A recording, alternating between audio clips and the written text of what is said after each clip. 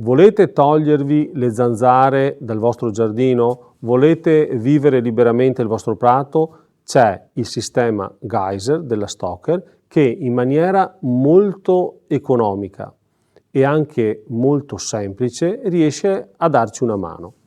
In pratica gli strumenti che vengono offerti sono dei contenitori, detti in maniera molto semplice, di acqua e prodotto che in maniera autonoma provvedono attraverso un semplicissimo dispositivo di programmazione a distribuire il prodotto nell'ambiente.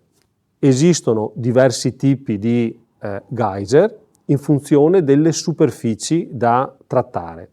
Quindi possiamo avere un prodotto estremamente piccolo da mettere sul terrazzo, da 2 litri, possiamo avere il prodotto molto grande, da molti più litri, o addirittura completare questa serie di prodotti, questa serie di attrezzature, con la possibilità di applicare dei tubi e quindi estendere, ai quali andranno applicati i nebulizzatori, e quindi ed estendere di molto la superficie trattata. Dobbiamo anche aggiungere che Stoker non ha pensato solo alla produzione degli strumenti per la distribuzione, ma ha anche pensato ai prodotti per l'impiego. Quindi abbiamo prodotti per abbattere, ma abbiamo dei prodotti completamente biologici per, una volta che noi abbiamo pulito l'ambiente delle zanzare, per tenerle lontane.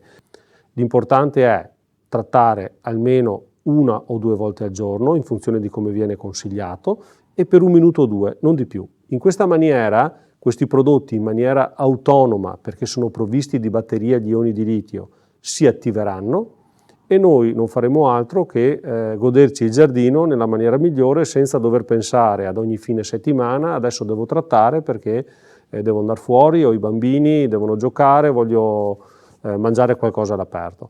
Un'altra cosa importante da sottolineare su questa tecnologia che ci offre Stoker è che ha dei costi molto contenuti. Mi spiego meglio. Chi intende dotarsi di sistemi automatici anti-zanzare, diciamola così, va incontro a delle spese notevoli. L'idea di Stoker, che anche in questo senso è stata accolta molto bene già dall'anno scorso, è che con qualche centinaio di euro, o anche molto meno in qualche caso, riusciamo a adeguare in funzione della superficie degli strumenti di diffusione estremamente efficienti ma molto economici. E quindi per la tarda primavera o estate pensateci bene, e Stoker con Geyser ci darà una grandissima mano. Ciao a tutti e buon relax senza zanzare!